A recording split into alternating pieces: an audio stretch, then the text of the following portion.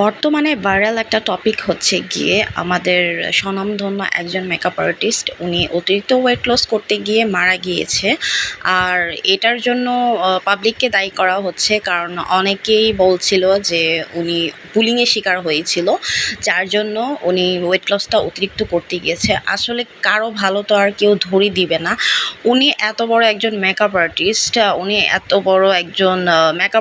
অবশ্যই এডুকেটেড বা পড়াশোনা ছাড়া হয়নি, তাই না? তো ওনার তো মাথায় এটা ঢোকানোর দরকার ছিল যে আমার বডি ফিটনেস অনুযায়ী আমাকে শুকাতে হবে। এত অল্প টাইমের ভিতরে এত কেজি ওয়েট লস করতে গেলে তো অবশ্যই ক্ষতি হবে।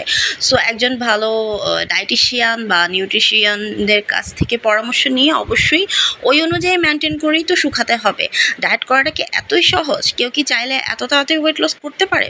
যদি এরকমটা সবার পক্ষে সম্ভব হতো তাহলে দুনিয়াতে আর মোটা বলে কেউ থাকতোই না।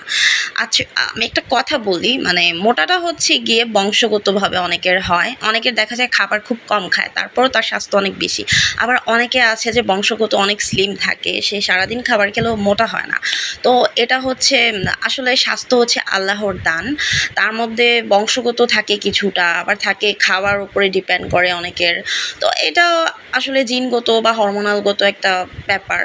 তো এটা যার যার দিক থেকে তার তার কাকে কতটুকু ওয়েট লস করলে সে সুস্থ থাকতে পারবে, এতটুকু ওয়েট নিয়ে সে চলতে পারবে, সেটা তার উপর ডিপেন্ড করে, তাই না? আর মৃত্যু হচ্ছে মহান আল্লাহ তাআলার নির্ধারিত। তো আল্লাহ কখনকার মৃত্যু কোন উসিলায় কীভাবে দিবে এটা একমাত্র আল্লাহ ছাড়া কেউই জানে না। হয়তো বা আপুটার এই অল্প বয়সে মৃত্যু লেখা ছিল, তাই উনি তাড়াতাড়ি মরে গিয়েছে, হয়তো এইটা একটা উসিলা মাত্র। তো যাই হোক, মানুষকে ব্লেম দেওয়ার কোনো দরকার নাই।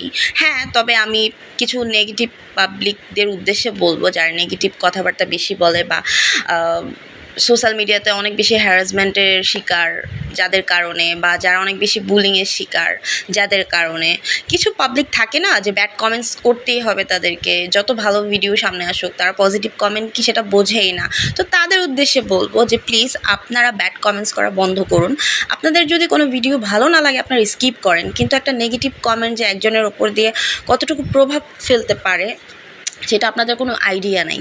অনেকে আছে কারো কথা গায়ে মাখায় না, কিন্তু সবার মেন্টালিটি তো আর একরকম না।